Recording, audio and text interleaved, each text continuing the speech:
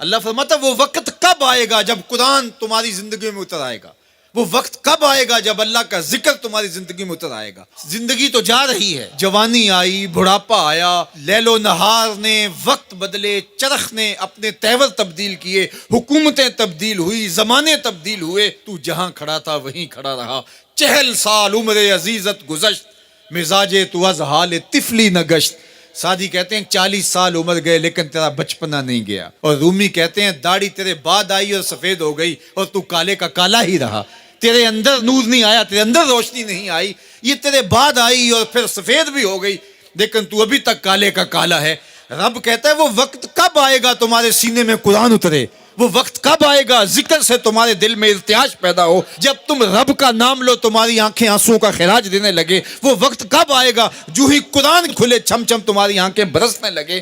علم یان للذین آمنوا، وہ وقت کب آئے گا اہل ایمان کے لیے، ان تخشع قلوبہم لذکر اللہ وما نزل من الحق۔ اللہ اکبر، اللہ ہمیں وہ آج دن نصیب کر دے کہ قرآن سے یوں جڑ جائیں کہ قرآن کو پڑھیں، قرآن کے حرفوں سے نور پھوٹتا ہوا، درد پھوٹتا ہوا ہماری روحوں میں اترنے لگے، ہمارے قلوب میں اترنے لگے اور ہماری آنکھیں آنسوں کا خراج دینے لگے۔ اب میں اور آپ دیکھیں ہماری زندگی قرآن کے ساتھ، اللہ کے ذکر کے ساتھ، اس کی یاد کے ساتھ کہاں تک جڑی ہوئی ہے۔ ہماری زندگی میں کہے کتنے ہیں، تفکرات کتنے ہیں، ہماری زندگی میں ٹھٹھے اور مذاق کتنے ہیں، اور عبرت حاصل کرنے کے مواقع ہماری زندگی کے اندر کتنے ہیں۔ پھر ارشاد فرمایا اعلموا، جان لو، انما الحیات الدنیا لعب و لہو و زینت و تفاخر بینکم، یہ دنیا ہے کیا جس کے پیچھے تم نے سب کچھ برباد کر دیا۔ سب سے قیمتی اثاثہ تو دل تھا، اس دل کو بھی دنیا کے لیے وار دیا۔ یہ دل تو رب نے اپنے لیے بنایا تھا، اے دل حجرہ رب سچے دا، یہ اس سچے رب کا حجرہ تھا۔ قلوب المومن عرش اللہ، مومن کا دل تو اللہ کا عرش تھا، لیکن اس عرش پہ بھی غیروں کو بٹھا لیا تو نے۔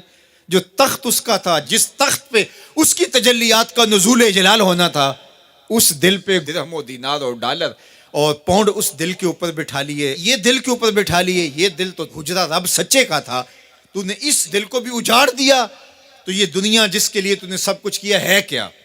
اعلموا، جانو، انما الحیات الدنیا لعب و لہو و زینت و تفاخر بینکم، یہ دنیا کھیل کود ہے، آرائش ہے، اور ایک دوسرے کے اوپر تفاخر کرنا ہے۔ وتکاثر فی الاموال والاولاد، فخر جتلانا، میرے بیٹے اتنے ہیں، ماشاءاللہ بڑے بڑے افسر لگے ہوئے ہیں، میرے پاس دولت اتنی ہے، میرے اتنے بنگلے ہیں، اتنا بینک بیلنس ہے، اتنے مربے، اتنی جائیدادیں ہیں۔ انسان ساری زندگی یہی کرتا رہتا ہے۔ وما الحیات الدنیا الا متاع الغرور، اور جو دنیا کا ساز و سامان ہے سوائے دھوکے کے سامان کے اور کچھ نہیں ہے۔ دنیا کے لیے تو دوڑ لگاتے ہو، باہمی رقابت بھی ہوتی ہے، ایک دوسرے سے آگے بڑھنے کی کوشش بھی ہوتی ہے۔ اللہ فرماتا ہے آؤ مسابقت کرو، آگے بڑھنے کی کوشش کرو، الی مغفرتن، مغفرت کی طرف، من ربکم، جو تمہارے رب کی طرف ہے، وجنتن ارضھا کعرض السماء والارض، اس جنت کی طرف آگے بڑھنے کی کوشش کرو جس کی چوڑائی زمین و آسمانوں کے برابر ہے۔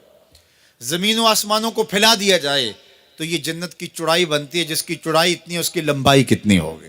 تو فرمایا اس دنیا کے لیے تو بھاگتے ہو جو ختم ہو جانے والی ہے، آؤ بھاگو اس جنت کی طرف جس کی چوڑائی زمین و آسمان کے برابر ہے۔